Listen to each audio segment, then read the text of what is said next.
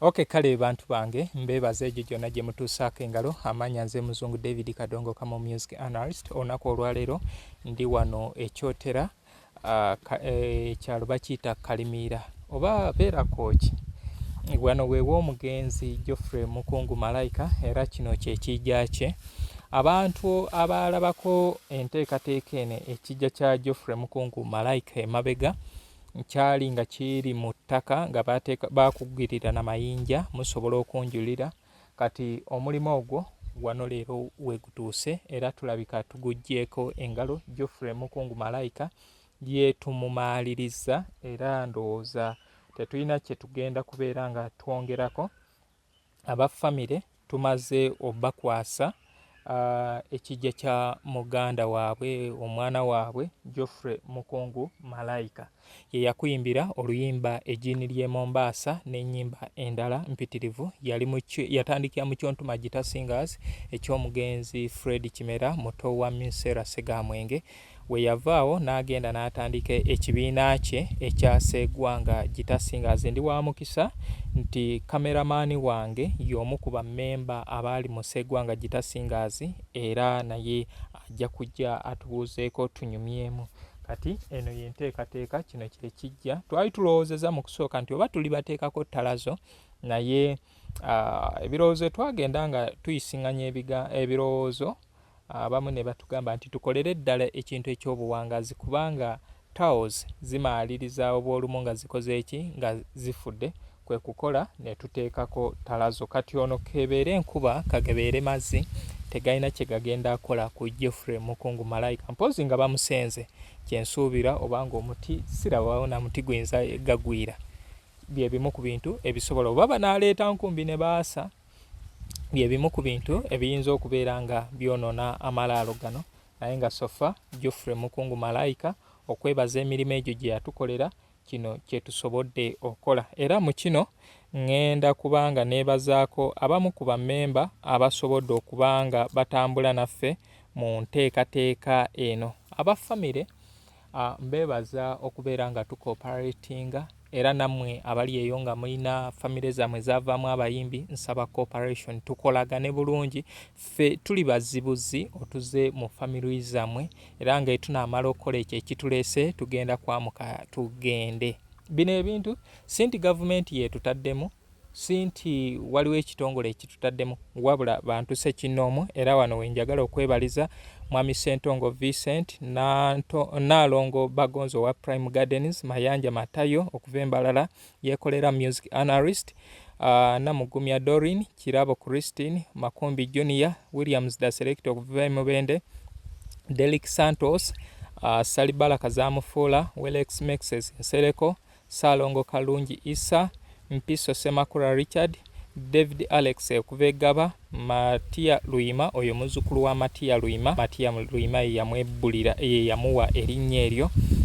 Tulina Kajubi Abdul Shafiq, Kiwanuka Jafar, Nambi Irene Williams, Mukisa Godfrey, Bisirikirwa Olivia, Abdul Senteza, Sekimpi William, Nsubuga Godfrey, Kalema Bashir, Male Fred, Sebuma Joseph, omugave wa Arsenal Ray Josephine, Umaru Ibn Khalid okuva Mayuge, Wilberforce Magala, Jack Kizito, Muzeyi Kamadi, Mukuye Eddie.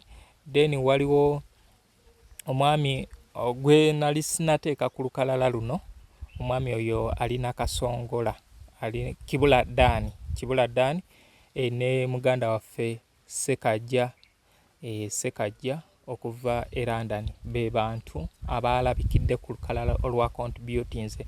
Eyo yonna gy'oli bw'oba nga teweewulidde ku lukalala luno naye nga ogamba nti you contributed, nsaba oveeyo with proof. Naye nga abantu abaakontributinga ku nteekateeka eno beebo bendina mu bitabo byange. Siwuliddeemu Mama Fiina, siwuliddeemu ani, bantu abanyumirwa endongo. Then ŋŋenda agattako baganda bange. Mwami Kasaga abeera Lwengo yeewaayo ne yeerekereza n'ava e Lwengo n'ajja, yava e Lwengo n'ajja wano omulundi ogwasooka okunkwatira ku bifaananyi bino okubimpeereza kubanga nze by then I was in Kampala. Neebaza Mwami Kamulali yakoze omulimu guno kubanga yagamba tufune material ye agenda kukola nebaza omwami oli ow'amasannyalaze jjo twabadde naye ne leero tubadde naye. Mu kino tufunyeemu okusoomoozebwa nga tukola ebintu bino. Omanye ebimu tulina okubeera abanjulukufu. Family tebadde that cooperative. Family tebadde that cooperative naye ffe nga we tweyama kubanga ndowooza n'amazzi gennyini agaakoze era twatuuse nga tubyegulira naye ffe tweyama kubanga tukola Geoffrey Mukungu Malayika. Waliwo ebintu ebimu nga bibadde very simple nga family esobola obikwasaganya naye baabiziza ku ffe nga ffe abalina okuba nga tubikola. Ndowooza n'abamu they were not happy okuba nga tukola naye ffe twakoze. Neebaza omwami Cleo Kiwanda omukulu w'omugenzi ali Kampala, tubadde tuwuliziganya wano ku Kijja. Twasanzeewo omukadde era waali mukazi musanyufu era tubadde nga tumaaliriza omulimu guno tumulabye nga ayunguka n'amaziga nti yali takisuubira nti esobola okubeerayo abantu abasobola okubeera nga bajja baddukirire oba bawondere muganda waabwe mutabanyi we baamuziika. So bw'etyo embeera bwerabise naye nga Geoffrey Mukungu Malayika tumamaaliriza kati tusigaziza Francis Bukenya naye ali mu ttaka nga woolaba Mukungu bwe yali. Francis Bukenya ali mu ttaka wali e Rutoma. Tulina Moses Balongo wali e Rwankoni ne tubeera ne Saalongo Kiwanuka Fiina. Be bantu be tweyama naye obusobozi muzungu si bulina, obusobozi bulina kuva mu ffe. Naye tusaba abafamire eyo yonna, tusaba abafamire nammwe bagamba wano mu Buganda nti nannyini mufu yakwata awawonya. Si kirungi ate ffe abazze obusi tubeere nga ffe abalina okwetiika obuvunaanyizibwa. Kale ŋŋenda kusaba muganda wange mwami Kamulali eyakoze omunteekateeka eno ajje naye oba oli awo atubuuzeeko era nga we twongera okusiima omulimo guno gwakoze kubanga eno ntandiikwa. Ate nammwe abalina emirimu gyammwe eyo nsaba ne Kamulali mumuwe emirimu lwakuba ffe ekiri mu kadongo kamu oba muffe bannayuganda titunyumirwa nnyo abeebunaayira ne tuleka n'abeewaffe atulazeeko nti tusobola okukola omulimu ne gulungiwa ne gufaanana bwe guti. Naye waatuuka okukola n'agenda eri kuweebusukka kubo naye ate waabeera n'obwetaavu nga buli mu ffe ate gwe n'ajja akusaba ekyabwereere. Kale nsaba mwami Kamulali ojje obuuzeeko ku bantu bano. Kale ono gwendina ye Kamulali ye yakoze enteekateeka eno yazimbye Talazo ono okumuwagala n'okumufaananya bw'oti. Mwami Kamulali nsaba obuuzeeko ku abatulaba mwenna gye muli mbalamusizza mu linnya lya Mukama waffe Yesu Kristo. Manyi ndi musajja Mukatuliki sooka okuyisaawo n'ekigambo kya Katonda. Omulimo nga bwe twagweyama mu ntandikwa abazze batugoberera tumaze ne tugumaliriza era nga twasobodde okujja mu nnaku 2 emabega ne tutandika omulimo guno kuviira ddala gye gwava mpaka wano we gutuuse. Twebaza bonna abatukwatiddeko nange ng'omu ku abo neeyama nti nja bakolera omulimo ogwo kubanga gino gy'emirimu gyange. Tukola Talazo, sikola bijja byokka, nkola emirimu gyonna. Sitakibanga oyagala Talazo bijja amasomero oba oyagala Talazo oba mayumba oba masheedi naye n'ebijja nabyo okutwaliza awamu. Muzungu bwe namufolowinga ng'alina enteekateeka z'okuddaabiriza ebijja byabo abaali abayimbi abaatuvaako ate nga baaleka message ezaali ennungi. So ne kinkwatako ng'omuntu ne ŋŋamba oba oli awo nange katono ke mmanyi oba ke nnina sobola okukawaayo ne kayamba. Suubira era akange nkawaddeyo mu mutima mulungi nga tebankase tebantadde ku pisito ne nkakola n'obwegendereza okulaba nga nkatuusizza wano. So tubeebaza era tubeebaliza ddala. Okay, kale ono ye muganda waffe Kamulali omukozi w'ebijja bino. Nsaba Kamulali kuba akalango ko kubanga oba oli awo w'onojja ng'oze kuba kalango oyinza okuseera yisiza wano munnaye kati kino kyenkoze nkikoze ku lwa kwagala ku lwa bumu oba oli awo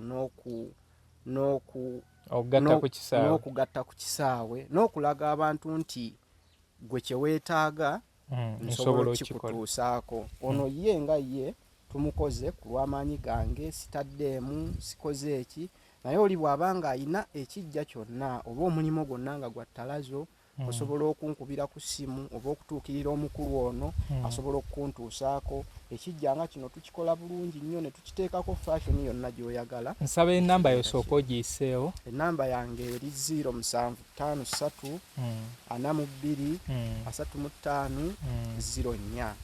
Ey'MTN eri 07 8 10 64 03 7. Ennamba zange k'osobola okunfunira nenkutuusaako omulimu omulungi nga guno. Yuno tumumaliriza, tusaba neeyo gye tunaaba Mukama atusobozesezza okgenda ate nayo bitutambulire bulungi. Okolera mu bitundu ki Kampala mwokka mwokoma oba singa omulimu gwonna egubeera wolaga? Ne bwe guba bweru wa ggwanga nga watuukika yonna ntuukayo kuba wangi gye ŋŋenze era wangi gye nkyasuubira okgenda.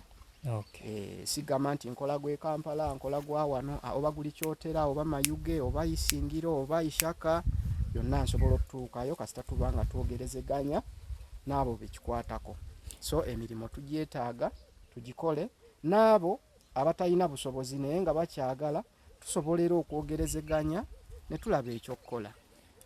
Kale muganda wange, kale bantu bange, bwe tutyo bwe tulabise olunaku olwaleero nga tubanjulira omulimo guno gwe twetema. Ebiseera ebisinga ekisse ebintu ebisinga obungi nti abantu beetema nti ngenda akola kino, ngenda akola kiri, naye oluvannyuma ne batatuukiriza ebyo bye baakola bye beeyama. Kati eno yenteekateeka, ono ye Geoffrey Mukungu Malayika, bannamawulire yonna gye muli ab'akadongo kamu naddala abali wano mu Greater Masaka, musobola okwerekereza. Tweyigirize okubeera nga weerekereza kwako akatono k'olina otuukeko ku ground nga wano. Omuntu omuwa ekintu ky'ogira ky'omuwa nga ne ku ground kwennyini kw'oli. So mbasaba mukozese omukisa guno mujje wano ekyalo bakiyita Kalimiira. Geoffrey Mukungu Malayika we yaziikibwa. Abayimbi ono muganda wamwe mujje mumulambuleko. Wuno tumutereezezza takyalinga waali, naye nga bangi abali eyo gye bali nga bali mu mbeera mbi n'okusinga ate Mukungu mwabadde. Waliwo n'abamu abaafa abayimbi b'akadongo kamu nga n'ebijja byabwe tebikyamanyiddwa we biri, nga bamanyi nti twamuziika ali naye nga enkuba yatwala ebijja nga tebikyaliwo. Bangi gye bali. Kale nze Muzungu David, mwebale nnyo, mwebalire ddala. Ngenda kunyumyamuko ne mukwano gwa Geoffrey Mukungu Malayika, omwana we mu ndongo.